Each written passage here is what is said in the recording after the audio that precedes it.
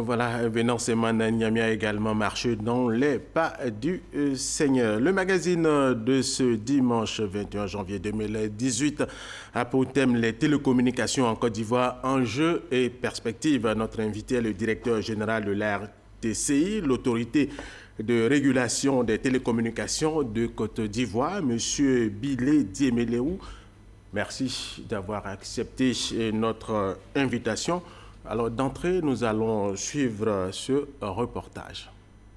En dépit du boom fulgurant des services mobiles en Côte d'Ivoire, les efforts et investissements consentis par les opérateurs pour améliorer la qualité du service et le niveau de tarification sont diversement appréciés par les usagers.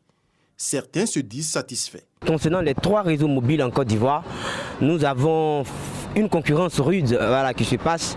Je pense que le service est de qualité. Jusqu'à preuve du contraire, le service est de qualité. Il y a une concurrence qui est rude et chacun fait sa promotion comme il le faut. Avant et maintenant, ça il faut le dire, c'est le jour. Il y a une nette amélioration. Le coût sur les téléphones portables aussi ont chuté. Auparavant, le coût était excédent. Mais maintenant, on voit que vraiment, il y a des efforts qui sont faits. Maintenant, même le plus petit fonctionnaire ou bien le moindre type même peut facilement avoir des unités à moindre coût. Donc, je crois que vraiment les efforts sont faits à ce niveau-là. D'autres estiment que les opérateurs peuvent mieux faire. Ils n'ont qu'à cumuler les bonus. Les pourcentages sont bons, mais ils n'ont qu'à cumuler les bonus. Ils peuvent dire peut-être 100%. Pour 2 semaines, je peux accepter. Ils envoient les bonus et puis ils disent 1 semaine. Donc moi j'ai chargé 5 000 francs. J'ai au moins 15 000 francs sous compte. Mais dans peu de temps, d'ici samedi, ils vont enlever. C'est ce que je n'aime pas. Souvent le réseau n'est pas fiable. Parce que souvent tu peux composer un numéro. On te dit par exemple la minute à 100 francs ou bien 90 francs. Et au bon milieu, quelques secondes nettes, on te coupe. Donc ça veut dire que la facturation déjà d'une minute est déjà consommée. Comme si les bonus qu'ils nous donnent, ils les reprennent. Au niveau des tarifs à propos des souscriptions Internet, il faudrait qu'ils diminuent les tarifs. Voilà. Et puis ils allongent les mots. Comme ça, ça pourra nous faciliter parce que toujours souscrit. Les coûts 1500, 2500, 3500, c'est un peu trop. Je me souviens une fois, j'ai fait un transfert de 2000. À peine j'ai émis 2 appels, les unités étaient finies. Donc ça m'a un peu choqué quand même. Souvent la tarification est un peu trop élevée. Voilà, le réseau qui n'est pas fiable, les bonus qui finissent très vite, les tarifs qui sont un peu élevés pour les populations. Alors, M. Bilé, nous allons y revenir. En attendant, vous êtes le directeur général de la RTCI. Quelles sont vos missions?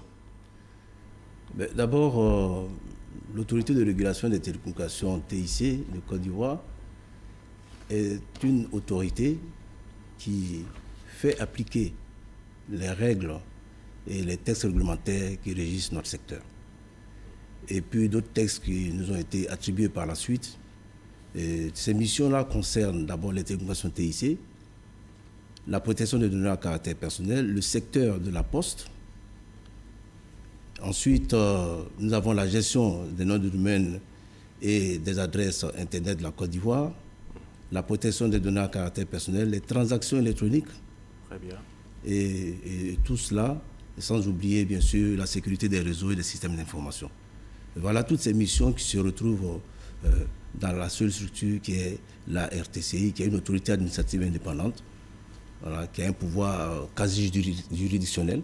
Ça veut dire qu'en fait, les décisions prises par le Conseil de régulation sont des décisions de justice et considérées comme une décision en première instance. Et lorsque vous voulez vous attaquer à cette décision, il faut que vous ayez un appel. Des missions que vous assumez et assurez et assumez très bien. Ah oui, nous sommes amenés à le faire. Imaginez un peu un carrefour, vous avez un croisement de plusieurs routes sans feu rouge, sans les feux tricolores, les vrais mots, sans les feux tricolores, et puis il n'y a pas d'agent de sécurité pour régler la circulation. Mais nous jouons ce rôle-là, donc c'est ce que les autres font. Si vous ne le faites pas, ça sera vraiment un embroglio total. Un véritable désordre. Et nous sommes là pour que cela se passe mieux. Vous mieux. régulez tout à fait bien, en tout cas pour l'instant. nous comptons sur vous. Et le secteur de la télécommunication aujourd'hui est un secteur dynamique avec les technologies de l'information et de la communication. Le ministre de la Communication, de l'économie numérique et de la Poste, Bruno Nabagné-Koné, l'a démontré il y a de cela quelques jours lors d'une rencontre internationale. Est-ce qu'avec des chiffres, vous pouvez revenir sur cette vitalité qui contribue au développement de la Côte d'Ivoire? Alors, vous voyez, la population ivoirienne est de 25 millions. Nous avons un parc d'abonnés au mobile de plus de 32 millions. Sans oublier les abonnés fixes, ils font près de 288 000. Au niveau de l'Internet, nous avons près de 17 millions d'abonnés Internet et près de 8 millions d'opérateurs de mobile money. Alors, ce secteur est très dynamique. Nous avons près de 2500 emplois directs et puis un chiffre d'affaires de près de 800 milliards.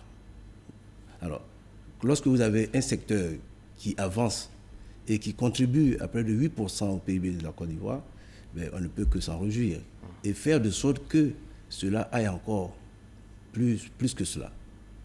Monsieur Billet, vous avez dit tout à l'heure, 32 millions. 32 millions, c'est-à-dire nous sommes à 25 millions d'Ivoiriens et 32 millions. Alors vous voyez un peu, vous pouvez faire le calcul, vous allez trouver peut-être une puce et sinon 2 ou 3 puces selon les réseaux pour pouvoir les utiliser selon là où on se retrouve. Alors, est-ce que l'on peut dire que la Côte d'Ivoire a gagné en maturité numérique? Ah oui, là alors je peux vous rassurer que notre secteur avance tellement bien, l'économie se développe tellement bien que lorsque nous comparons, nous sommes appréciés par l'Union internationale de télécommunications. Il se trouve que nous avons progressé de près de 6 rangs par rapport au chiffre mondial, au classement mondial. Et puis en Afrique, quand même, nous sommes passés du 14e rang au 9e. Ça veut dire que nous progressons. Nous ne sommes pas parmi les 10 premiers. Mais nous ne sommes pas premiers, mais... Parmi les 10 premiers. Nous sommes parmi les 10 premiers, nous sommes parmi les 10 premiers et nous allons encore progresser parce que nous savons d'où nous venons et nous voulons aller plus loin. Très bien. Alors, pour en arriver là, il y a eu des réalisations. Il y a le roaming national et le free roaming. De quoi s'agit-il exactement?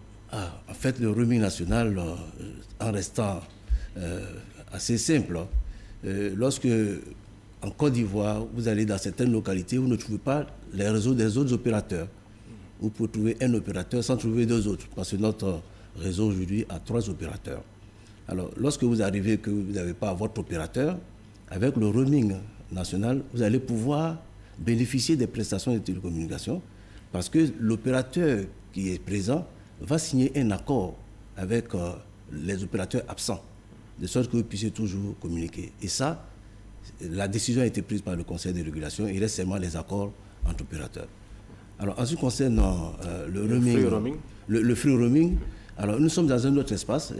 Il s'agit de l'espace communautaire de la CEDEAO, où les opérateurs, les régulateurs de ces zones-là ont décidé de passer un accord, de sorte que lorsque vous arrivez, vous êtes visiteur dans un pays qui fait partie de cet espace communautaire, vous bénéficiez aussi des mêmes prestations, vous avez les mêmes avantages que les clients qui sont dans ce pays.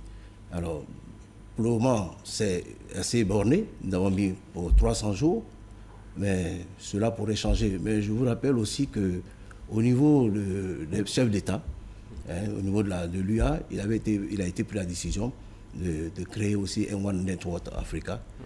Et c'est cette directive-là que nous essayons. C'est un réseau unique pour l'Afrique. Donc nous sommes aujourd'hui dans notre corridor, le corridor ouest, qui est africain, l'ouest, mais aussi au corridor est, cela est déjà mis en œuvre. Corridor Est, corridor Sud, corridor Nord. Certainement, oui. Ça Après, va par la suite, l'ensemble du continent africain. Tout à fait. Et après, tout cela s'engrange pour qu'en Afrique, nous puissions bénéficier des meilleurs tarifs lorsque nous visitons. Et ça aussi, c'est bien pour les dépenses que nous devons faire aussi dans ces pays-là. Surtout que les Ivoiriens se déplacent de plus en plus au niveau du continent africain, au niveau de l'Europe, sans compter ceux qui se déplacent de façon illégale, qui aiment bien traverser les mers. Qu'en est-il de l'identification des abonnés? Alors, il a été question votre visite, de votre présence sur nos antennes. Les Ivoiriens se sont mobilisés pour nous demander l'identification des abonnés des services de télécommunication TIC, utilisateurs des cybercafés. Alors, cela répond aux enjeux sécuritaires. Alors, qu'en est-il exactement de l'identification de ceux qui détiennent une puce de téléphonie mobile? Voilà. Alors, il y a un décret qui est en cours actuellement, enfin, pas qui est en cours, qui gère donc l'identification, qui demande à ce que les opérateurs n'aient plus à vendre des puces préactivées. Voilà. Aujourd'hui, cela est interdit. En plus, il faut noter que si nous avons refait l'identification, c'était pour fiabiliser le processus. Parce que par le passé, il y a eu des pièces qui ont été égarées. Et donc en 2011, lorsque nous avons lancé l'identification, toutes les pièces, même les pièces d'identité scolaire, et servaient qui n'avaient. Alors aujourd'hui, c'est des pièces biométriques qu'il faut présenter, un passeport biométrique. Donc ce n'est plus laissé au hasard. En plus, il faut noter que ça permet de lutter. Les grands enjeux, ça permet de lutter contre la cybercriminalité, ça permet de lutter contre le terrorisme, c'est aussi pour la sécurité de l'État. Alors, c'est des enjeux importants et c'est pourquoi nous faisons cette identification. Et j'invite tous les consommateurs à s'y mettre parce qu'il y a des délais. Tous ceux qui étaient déjà des anciens clients doivent se faire identifier. Et nous avons poussé, disons, le curseur jusqu'à un délai. Donc, à partir de mars, tous ceux qui ne se sont pas fait identifier vont être d'abord mis en réception simple pendant 2 mois. En réception simple. Donc, vous ne pouvez pas appeler. Avril, mai. Alors, ils auront 2 mois pour pouvoir... Avril-mai, ils vont recevoir des appels simplement. Mais après les 2 mois, alors là, M. Assa, ils vont être résiliés. Et résiliés, ça veut dire qu'on les supprime de la base. On les supprime dans la base. Donc, j'invite les consommateurs, donc les clients, à aller se faire identifier. C'est une obligation. C'est une obligation. Il ne faut pas rester et puis être surpris après. Moi, j'ai été identifié. J'ai 3 numéros. Mes 3 numéros sont identifiés. Je suis sûr que vous avez fait le vôtre aussi. Tout à fait. Tous mes numéros sont identifiés. Alors, 2 mois, est-ce que ce n'est pas de trop? Est-ce que l'Ivoirien aime beaucoup attendre? Alors, dès que vous prenez la décision, si le monsieur il sent du coup que son numéro ne fonctionne pas, il va se faire identifier. Alors, 2 mois, mars, on a janvier, février, mars, avril, mai, juin, ce n'est pas de trop. Parce que là encore, il peut y avoir des forfaits que des gens peuvent commettre. Non, je pense que c'est une période, c'est un délai qui a été bien apprécié, bien mesuré pour permettre vraiment à ces clients-là d'aller se faire identifier. Et je pense que c'est largement suffisant. Il vaut mieux donner ce délai que de les presser et réduire le délai pour qu'ils aient après des problèmes. Parce qu'en fait, personne n'a envie de perdre son numéro, surtout quand on vous reconnaît par cela. Et l'information vient de l'autorité de régulation des télécommunications en Côte d'Ivoire. Alors, si vous ne vous faites pas identifier d'ici à juin, avril-mai, hein, pour être précis, avril-mai, alors vos numéros de téléphone vont disparaître. Alors, est-ce que la RTCI fait régulièrement des audits pour s'assurer de la couverture, de la qualité de service des réseaux de téléphonie mobile? Des audits. Mais vous avez vu tout à l'heure le reportage que vous avez présenté, montre bien que nous veillons à la qualité du réseau. Et nous faisons un audit semestriel pour vraiment des données qui doivent permettre de qualifier nos réseaux. Donc nous faisons des audits semestriels, donc 2 fois par an. Nous faisons aussi un contrôle des performances des réseaux. Et là, c'est des relevés que nous avons de façon mensuelle et nous faisons un bilan pour mettre le résultat sur notre site. Et puis, ce que vous ne savez pas, c'est que nous faisons aussi des contrôles inopinés. Voilà, c'est-à-dire que c'est important. C'est important. Nous faisons des contrôles inopinés pour que il ne faut pas toujours que l'opérateur soit en attente d'un contrôle. On le surprend et pour le moment, les résultats que nous avons ne sont pas mauvais. Alors, comment vous saisir?